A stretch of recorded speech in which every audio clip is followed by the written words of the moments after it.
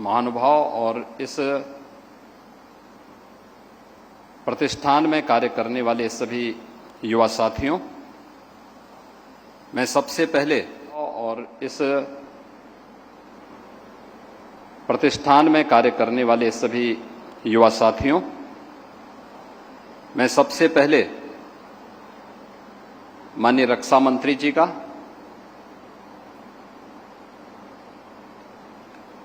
उत्तर प्रदेश के इस प्रतिष्ठान में आगमन पर हृदय से स्वागत करता हूं, उनका अभिनंदन करता हूं। मैं बधाई देता हूं श्री विकास मिश्रा और श्री विवेक मिश्रा जी को, जिन्होंने आज की बढ़ती हुई चुनौतियों को देखते हुए रक्षा क्षेत्र की इन चुनौतियों का सामना करने के लिए इलेक्ट्रॉनिक वारफेयर को हम कैसे फेस कर सकते हैं और कैसे उन चुनौतियों का सामना कर सकते हैं, उस दृष्टि से अत्याधुनिक ड्रोन के निर्माण करने के साथ ही aircraft engine and defence aerospace test facility को यहां पर विकसित करने में सफलता प्राप्त की है। मैं इसके लिए इन्हें चेयरमैन श्री विकास मिश्रा जी को और सीईओ श्री विवेक मिश्रा जी को अपनी भारत सरकार के रक्षा उत्पादन से जुड़े हुए और रक्षा क्षेत्र से जुड़े हुए सभी संस्थाओं के साथ ही हृदय से बधाई देता हूं और उनका अभिनंदन करता हूं।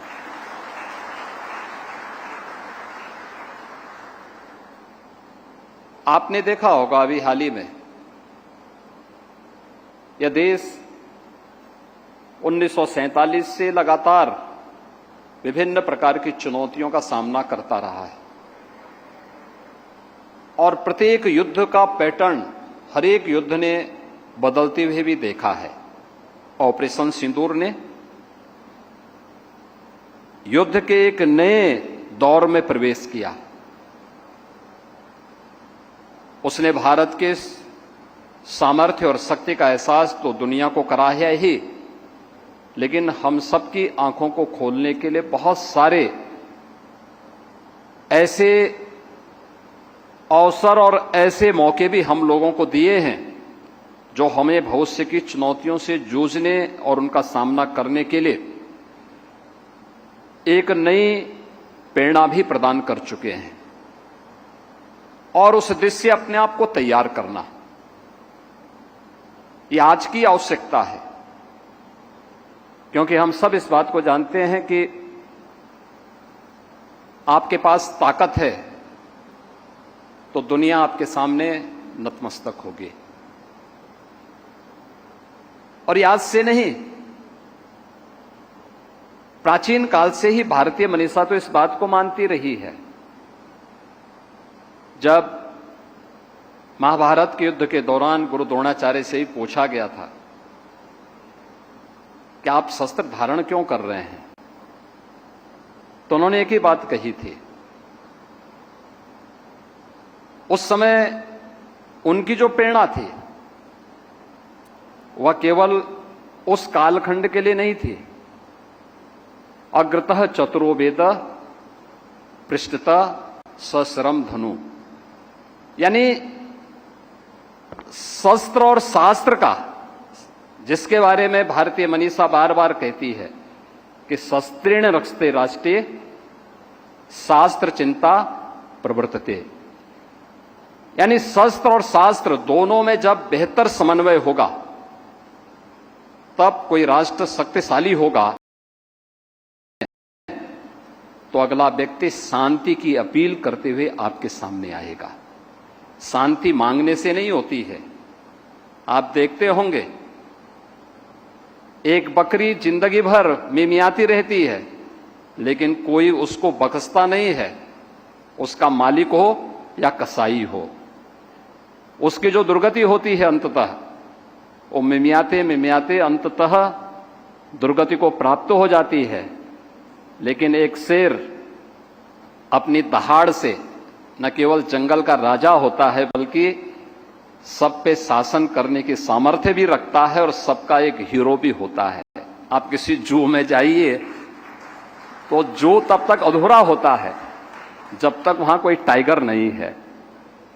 आप ढेर सारे वहां जानवर रख लीजिए लेकिन लोगों को अच्छा लगेगा, लेकिन एक टाइगर है तो मान के चलिए कि हर व्यक्ति वहां जरूर जाकर के देखने का प्रयास करता है। और यह उन सब के लिए भी है और इसी के लिए कहा गया कि वीर भोग्या वसुंधरा, महाराणा प्रताप ने ही कहा था। उत्तर प्रदेश इस देश से पहले से बहुत समृद्ध रहा है और खासतौर पर उत्तर प्रदेश में पहले से ही 9 ऑर्डिनेंस फैक्ट्रीज पहले से यहां पर कार्यरत हैं। आज भी वे सफलतापूर्वक रक्षा उत्पादन के लिए अपना कार्य कर रही हैं और डिफेंस पीएसयूज भी यूपी के अंदर 4 पहले से मौजूद हैं जो बहुत सफलतापूर्वक रक्षा क्षेत्र में अपनी भूमिका का निर्वहन कर रहे हैं। मैं आभारी हूं आदरणीय प्रधानमंत्री जी का और आदरणीय रक्षा मंत्री जी का, जिन्होंने देश की वर्तमान की चुनौती को ध्यान में रखते हुए देश के अंदर 2 डिफेंस मैन्युफैक्चरिंग के जो 2 नए केंद्र उभरते हुए दिखाई दे रहे हैं उनमें से एक उत्तर प्रदेश को दिया है और उत्तर प्रदेश में हम 6 नोड में उसका विकास कर रहे हैं। अब तक हम लोगों ने 12,500 एकड़ लैंड डिफेंस मैन्युफैक्चरिंग कॉरिडोर के लिए अलीगढ़, आगरा, कानपुर, लखनऊ, झांसी और चित्रकूट में उपलब्ध करवाया है। और इसके अलावा हम लोगों ने इस बात को भी सुनिश्चित किया है कि जितना भी लैंड चाहिए और जिस भी प्रकार की सुविधा चाहिए उत्तर प्रदेश सरकार उपलब्ध करवाएगी।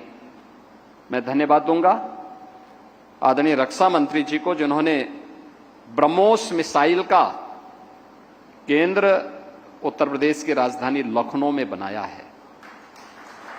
अब लखनऊ ब्रह्मोस मिसाइल के रूप में भी जाना जा रहा है क्योंकि लखनऊ की जो मुस्कुराहट है वह तब तक अधूरी थी जब तक वहां से मिसाइल की गूंज दुश्मन के कानों तक न गूंजे, और अब वह और अच्छे ढंग से देखने को मिल रही है। और अभी ऑपरेशन सिंदूर के अंदर ब्रह्मोस ने अपनी क्षमता का प्रदर्शन भी किया है।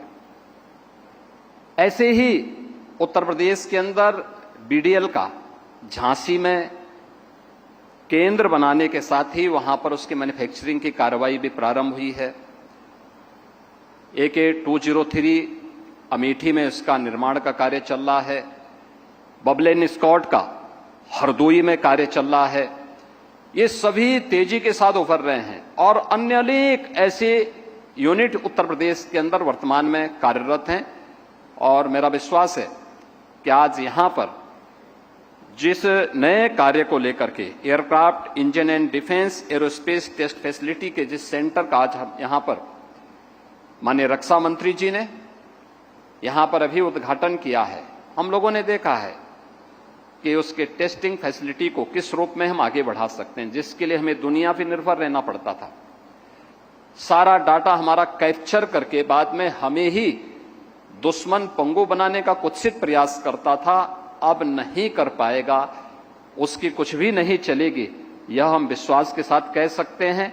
मैं इस प्रकार की टेक्नोलॉजी के लिए आदरणीय प्रधानमंत्री जी का, आदरणीय रक्षा मंत्री जी का हृदय से आभार व्यक्त करता हूं।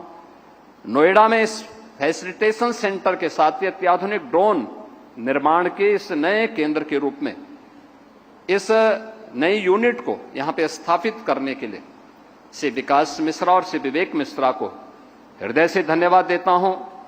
उत्तर प्रदेश वासियों की ओर से उनका अभिनंदन करता हूं और कि उत्तर प्रदेश सरकार देश की सुरक्षा के लिए या फिर देश के अंदर की आवश्यकता के लिए जिस भी प्रकार की आवश्यकता पड़ेगी हर प्रकार का सहयोग अपनी ओर से करेगी। आज के इस अवसर पर मैं एक बार फिर से आप सबको भी हृदय से धन्यवाद देते हुए अपनी वाणी को विराम देता हूं। जय हिंद।